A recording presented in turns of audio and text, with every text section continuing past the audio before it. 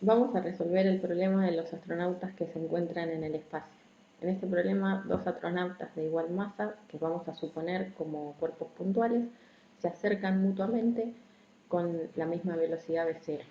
Entonces, lo que vamos a hacer primero es describir el problema desde el centro de masa.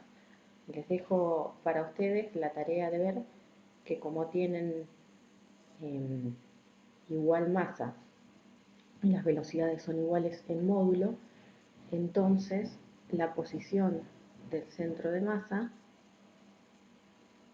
va a estar equidistante de las dos rectas y equidistantes de los dos astronautas todo el tiempo. Las trayectorias iniciales van a ser rectas y la distancia entre ellas va a ser de cero. Uno de ellos va a tener una varilla de masa despreciable en la mano y cuando estén uno frente a otro se van a tomar ambos de la varilla. Desde ese momento ambos van a estar en interacción mutua. Entonces, por ejemplo, si tiran de la varilla con la intención de acercarse, como el centro de masa está en la recta que los une, ese va a ser el punto de reunión. Entonces, vamos a ver qué sucede con los impulsos angulares desde el punto de vista del centro de masa. ¿Por qué tomamos el centro de masa? Una de las ventajas de tomar el centro de masa es que en este punto el impulso angular es independiente del centro de momento que tomemos. Entonces, vamos a escribir primero el impulso angular inicial para el astronauta 1. Recordemos que L es R por P y, repito una vez más, nunca está de más decir, el R es la distancia del centro de momentos hasta la partícula puntual en este caso. Ahora, como lo estoy tomando desde el centro de masa, recuerden, el L del centro de masa es independiente del centro de momentos, entonces puedo tomarlo directamente desde el centro de masa. Si hago eso, los R, 1 y 2 respectivamente, los puedo descomponer en una componente paralela y una componente perpendicular al sentido de desplazamiento de cada uno de los astronautas.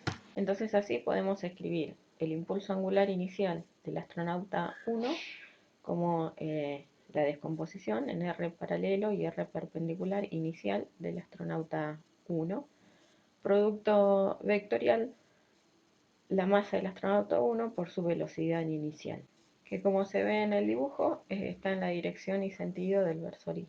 Si distribuimos los términos del vector posición en función del producto vectorial que tenemos que hacer después con el versor Y, vemos que la componente paralela se anula al hacer el producto vectorial y sobrevive solo la componente perpendicular. Pero como habíamos visto que el centro de masa equidista de ambas rectas, entonces la componente perpendicular inicial va a ser de 0 sobre 2.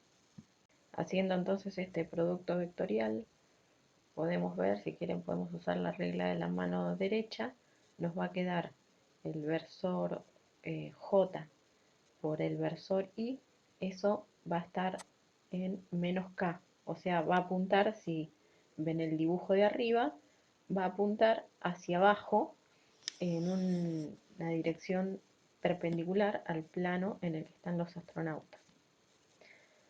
Entonces, ahora puedo hacer la misma cuenta, pero con el astronauta 2. Para eso tengo que seguir los mismos pasos. Desde el mismo punto, desde el centro de masa en este caso, voy a descomponer el vector posición del astronauta 2 en una componente perpendicular y una componente paralela. La velocidad del astronauta 2 en este caso también está en la dirección del versor Y, pero ahora en el sentido opuesto. Entonces, otra vez, cuando haga la distributiva, vamos a ver que la componente en Y del vector posición no tiene un producto vectorial relevante con la velocidad y sí la componente perpendicular. Hago el producto vectorial y observo que los dos momentos angulares me dan lo mismo. Entonces el momento angular inicial total va a ser la suma de los dos. Así obtenemos entonces que el impulso angular inicial total va a ser menos d0 por m por v0 en la dirección del versor K.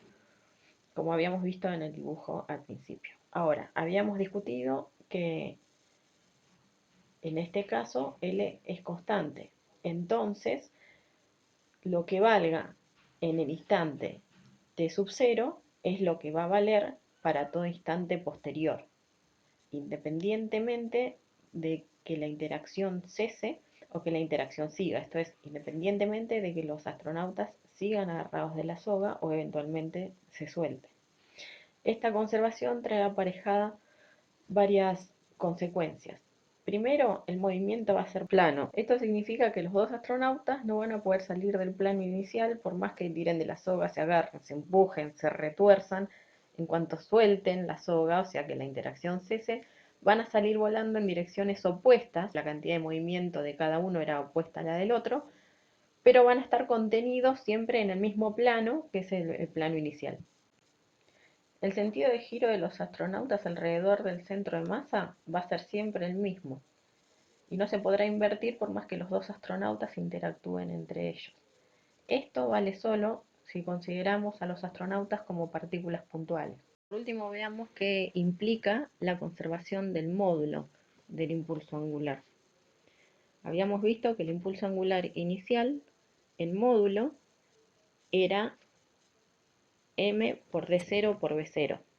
Como esto tiene que ser constante durante todo el movimiento, en un instante cualquiera el impulso angular va a ser m por d por v.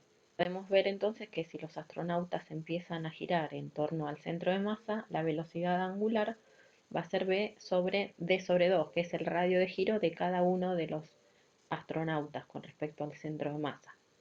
Entonces, reemplazando esto en la ecuación de arriba, nos va a quedar una relación entre la velocidad angular omega y la distancia entre ambos astronautas para cada instante de tiempo posterior al inicial. La relación esta nos dice que a medida que se van acercando, cuanto más chica sea la distancia que los separa, cuanto más cerca estén, más rápido se van a mover. Eventualmente, cuando la distancia tienda a cero, la velocidad angular va a tender a infinito.